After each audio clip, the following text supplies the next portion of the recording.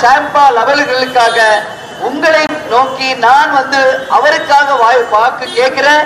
இந்த கூட்டணி மகத்தான ஒரு கூட்டணி, ஒரு மக்கள் போற்றும் கூட்டணி, மக்கள் வரவேற்பை பெற்ற கூட்டணி, ஒட்டுமொத்த இளைஞர்களின் கூட்டணி, தாய்க்குள்ளங்களின் அமோகமான ஆதரவை பெற்ற கூட்டணி நமது கூட்டணி.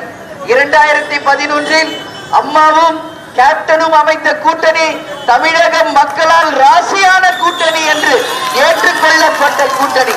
அந்த கூட்டணி இன்றைக்கு மீண்டும் திரும்பி இருக்கிறது. அந்த வரலாறு இன்றைக்கு மீண்டும் திரும்பி இருக்கிறது.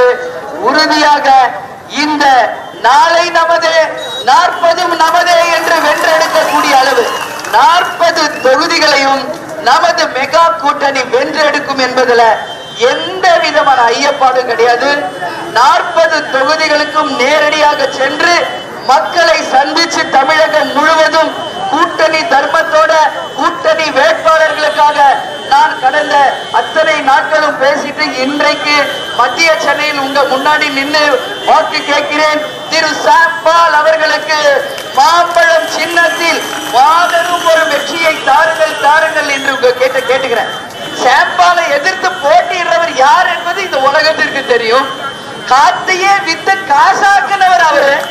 அவருக்கு உங்கள் வாய்ப்பா உழைத்து இன்றைக்கு தொழில் செய்து உழைத்து இன்னைக்கு கடுமையான உழைப்பில் முன்னேறி இருக்கும் திரு சாம்பாலுக்கு உங்கள் வாக்கா என்பதை மக்களாகிய நீங்கள் சிந்திச்சு நல்லபடியா உங்க வாக்கு தரணும். ஏன்னா திமுக காங்கிரஸ் கூட்டணி என்றாலே ஒட்டுமொத்த தமிழக மக்கள் சொல்வது அது ஊழல் கூட்டணி.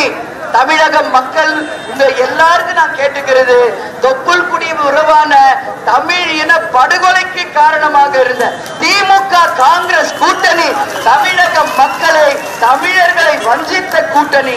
இதை யாரும் மறக்க முடியாது. கலைஞர் அவர்கள் டிராமா போட்டார், உண்ணாவிரதம் இருக்கிற மாதிரி, ஏதோ தமிழ் இன படுகொலையை தடுக்கிற மாதிரி. ஆட்சி கவுந்துடணும்னு எந்திரிச்சு லஞ்சுக்கு வீட்டுக்கு போனவர் தான் அவரு. டிஃபன் சாப்பிட்டு படுத்தாரு, லஞ்சுக்கு வீட்டுக்கு போயிட்டாரு. இது மாதிரி நாடகம்லாம் நடிக்க தெரியாது. நான் ஓப்பனா சொல்றேன், புரட்சி தலைவி அம்மாவும் கேப்டனும் சினிமால இருந்து வந்தவங்க. ஆனா அவங்களுக்கு மக்கள் முன்னாடி நடிக்க தெரியாது. உண்மையை மட்டுமே மக்கள் கிட்ட உறுதியாக பேசக்கூடிய தலைவர்கள் 2 பேருமே.